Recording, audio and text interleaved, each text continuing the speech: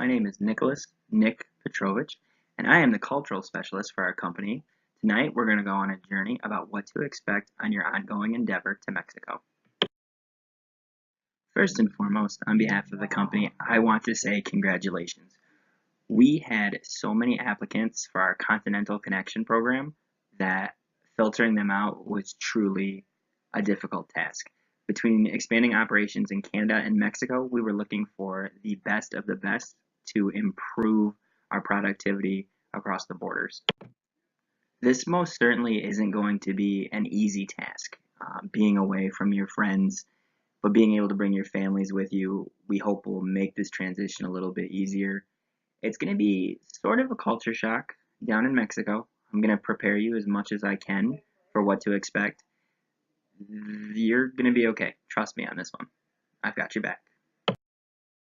So I'm sure by now it's really setting in that you're going to Mexico for about 3 to 5 years, or basically until we can get productivity to the level that we have here in the United States.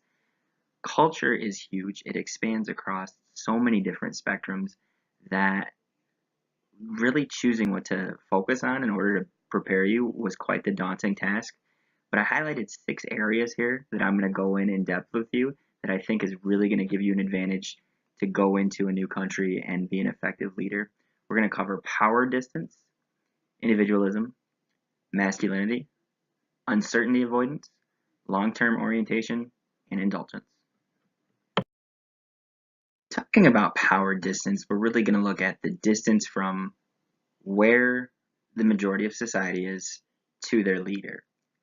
Basically, how much respect does the people have for their leader? This can be from the citizen level all the way up to the president, or this can be from what you're about to go into, which is going to be an international manager walking into a new facility.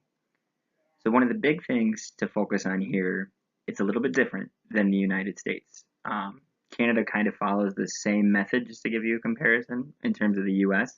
Mexico is unique in the order that when they have a leader, they stand behind that leader. They're going to respect the opinions and the decisions because collectively they came to the decision to have that person lead them. So you're already walking into an environment where you are expected to produce because the people have put faith in you and agreed to let you come down there and help them. This visual here is really going to give you an idea of the differences between the United States and Mexico in terms of how they view leadership. On the left, this is going to be you. The people are going to be standing firmly behind you because they have this image of you. They're very big on the word of what somebody says. They're going to hold you accountable to it. And as long as you do everything that you said you were going to do, make the hard decisions, but stay true to your values, you're going to be just fine. On the right-hand side, you're going to see very much what happens in the United States. Even though we're all at a round table discussing our ideas, different colors represent the individualism and what's in it for me. You know, it looks peaceful, but in reality, we're all thinking about our own best interest. Even when somebody's leading us, we're like, what is this person doing for me? Now, what can I do for them? So pay attention here. This is super important because the way that we operate in the United States, it's all about me. You're going into a country where they're very focused on we, not me or I. Keep that in mind. You're going down there to help these facilities rise up the rankings and continue to have profits rise so that we can continue to have people employed down there. The Mexican market is very important to us. We're happy to expand our operations globally rather than outsourcing. That's all about what our company was started for, people helping people, and we never thought we were going to get on this kind of scale. So keep in mind, you're leading these people. This mission is completely selfless. It's all about what you can do for them, not what they can do for you. So originally this slide was going to be filled with an image of Randy the Macho Man Savage, simply because he's the most masculine thing that I could think of in such a short notice. But then as I really looked into what we were discussing, that's not the point here. It's not about being masculine or feminine. We're talking about competition, achievement, and success. Now in a society that focuses so much on ourselves. You think we would be leading the way in this one. We're not. Mexico is actually far more driven than we are by success and competition than you'd imagine. It's kind of a catch-22. You've got this society that's so focused on other people, yet somehow they're incredibly competitive. It's not about competition, about the success. They all want to succeed together so that they can have a good quality of life. And what I mean by that is they work hard, so for lack of a better term, they can play hard. Life outside of work is more important to them than life in work. It's the exact opposite for us in the States. A lot of our self-worth is derived from what our position is at work.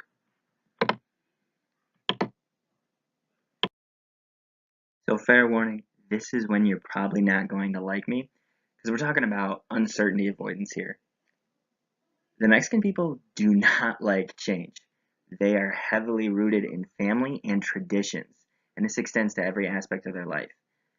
The United States is changing every day, and we're very accepting of this change. Mexico, not so much.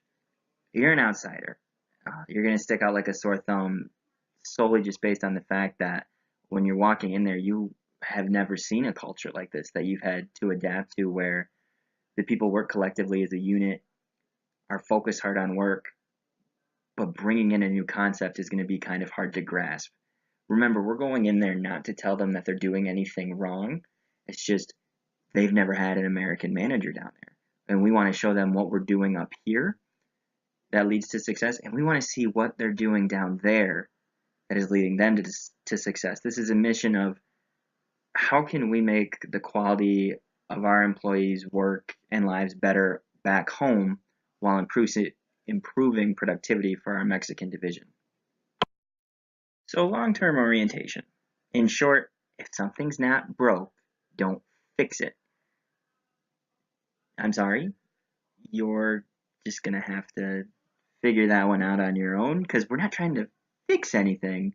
We're simply just trying to improve and build upon it. This is very similar back home.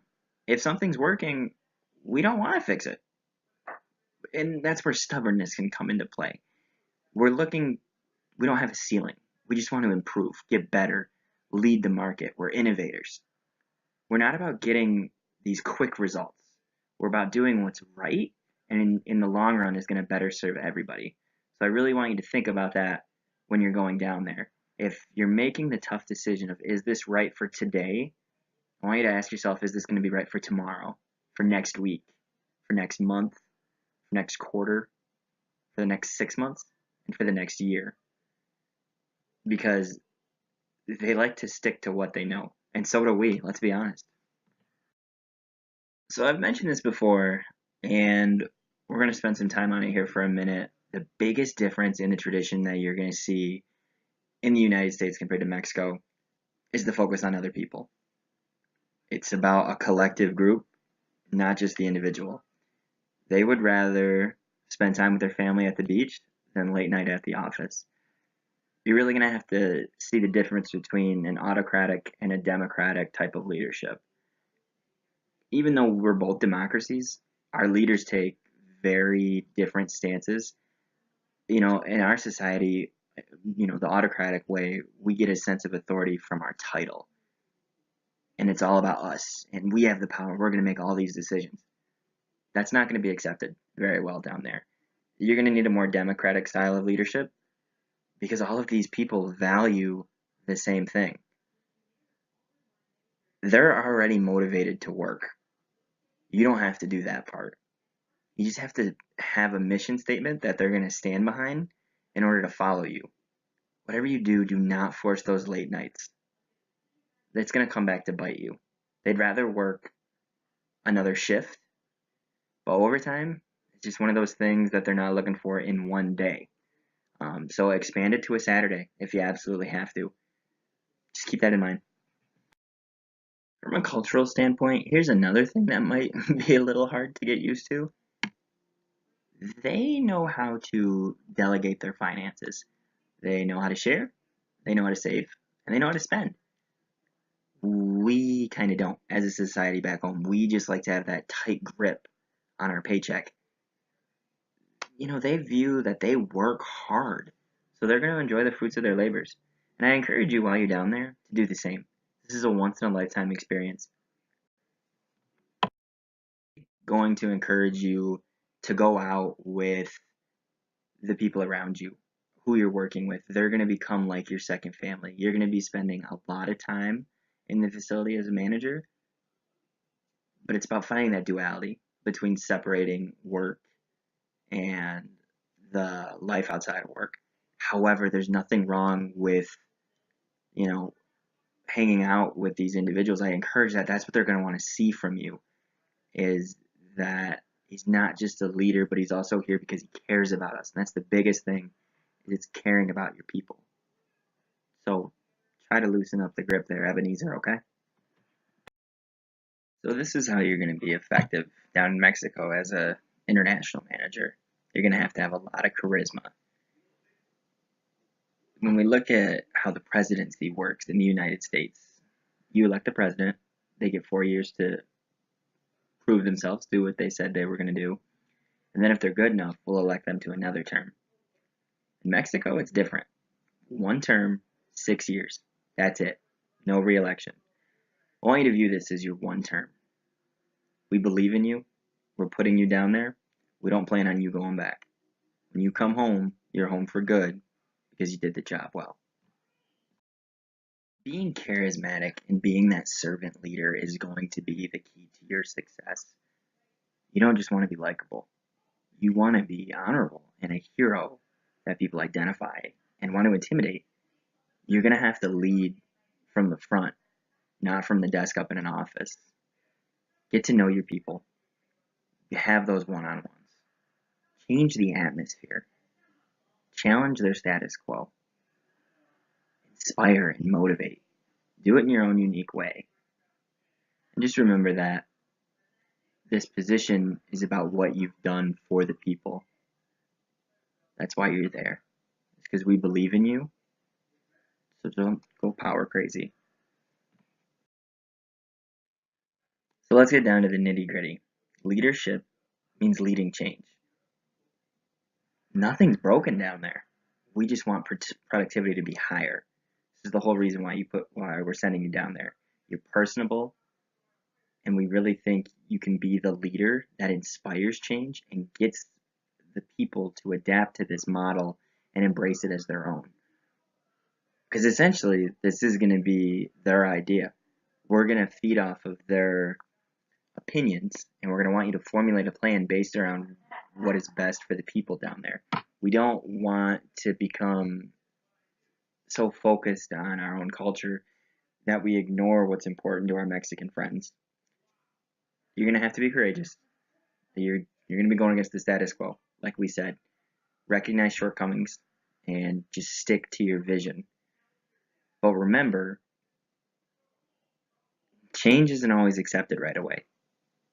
Look at our history between Lincoln and the Emancipation Proclamation, Gandhi, Martin Luther King. It'll be okay. It's not nearly to that level, but expect some pushback, but stick to your guns. And now for a little bit more of the fun stuff. There's two key holidays that are differential in Mexico that we're going to focus on here, which is going to be September 16th. That is their Independence Day. Think about how we celebrate Independence Day. They might actually do it bigger. The significance of this, everybody from America knows July 4th, 1776. Everybody in Mexico knows September 16th, 1810, where they declared their independence from Spain. Very similar story. We claimed independence from somebody across the pond. They did the same thing. Now look where we are. Another key holiday to focus on here is going to be Dia de los Muertos, which is the Day of the Dead. It happens on November 6th. It's about a 2-day festival, and it is huge. It is all about remembrance. It's about for those who have young children that have passed away on day one, and then day two is about friends, family, and famous people that have passed away nationwide, celebrated across the entire country. Not uncommon to see parades, vigils, ceremonies, you name it. On a lighter note, it's a very heavily, predominantly Christian and Catholic country, so you'll fit in right there. Have the same Christmas season, same Lenten, Easter season. Faith's really important to our friends down there, just like it is to us. Embrace that aspect. Remember, servant leadership. You're a rock star. What can I say? That's why you were selected to do this job. I've given you the tools and the base knowledge to go down there to be successful. In closing, what I'm going to say to you is embrace the culture, treat others how you would want to be treated. Remember to be very democratic, not autocratic. Focus on the people. Be charismatic. You're leading change. You're going to have to be somebody to inspire. You can do it. Best of luck.